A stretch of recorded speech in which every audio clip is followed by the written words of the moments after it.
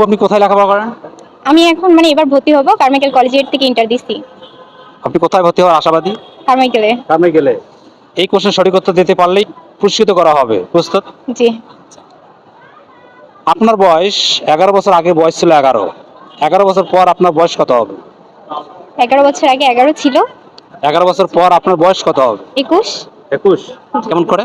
কারণ 11 বছর আগে 11 ছিল, তার থেকে এবার এখন হচ্ছে 11 বছর পর হচ্ছে 10 বছর হচ্ছে এদিকে, তাহলে 21ই হবে। 21 হবে। হ্যাঁ, কিন্তু আপনি বলছেন 21, কিভাবে করলেন একটু বুঝাই দিবেন? মানে 11 বছর আগে আমার বয়স ছিল 11, তার থেকে এখন যদি আমি 11 বছর পর যাই তাহলে হচ্ছে মাঝখানে আমার 10 বছর যাচ্ছে, তো 11 বছর পর 11 আর এদিকে 10 যোগ করলে 21 হচ্ছে। 21 হচ্ছে। শিওর?